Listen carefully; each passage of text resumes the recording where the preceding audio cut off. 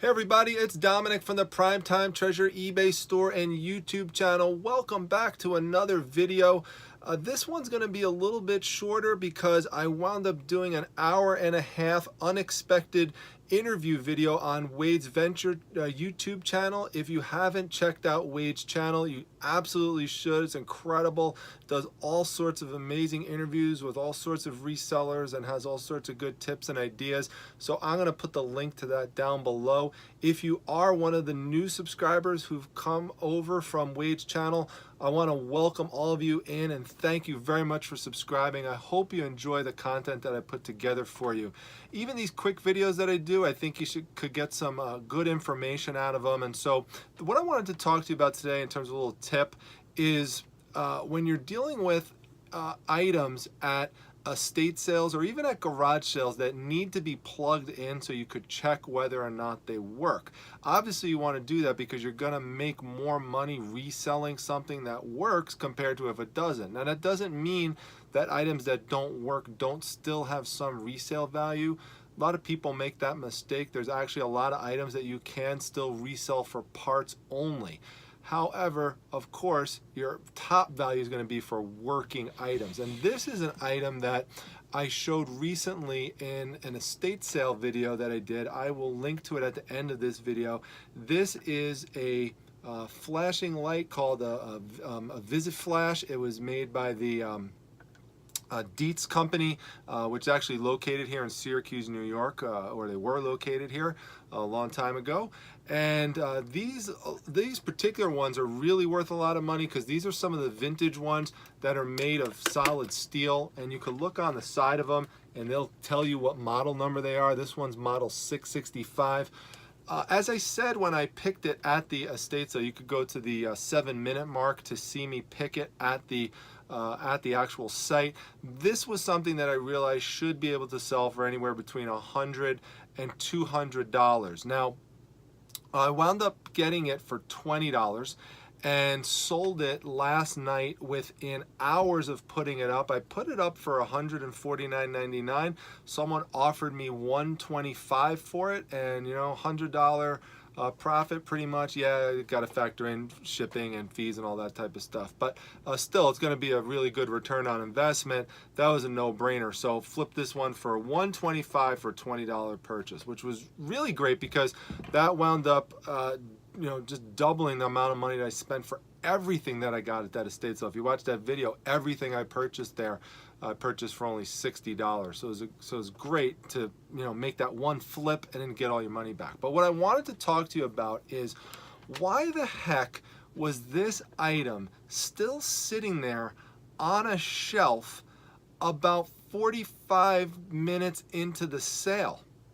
Does not make any sense, right? Because you could just clearly tell, like, even if this didn't work, it would still have value. Someone will want this just to display. It looks really cool when it's lit up. You could check out my the video where I picked it at the end. Towards the end of the video, I actually show this what it looks like when it's on in the dark. I also show what it's like in the light when you plug it in and it works. But that's the part I want to talk to you about, the plugging in part of it. Now, if you go to the video, what you're going to see is that there is a power strip that's on the wall, and it's laying basically vertically like this, and just laying on the wall, and it had actually been plugged in.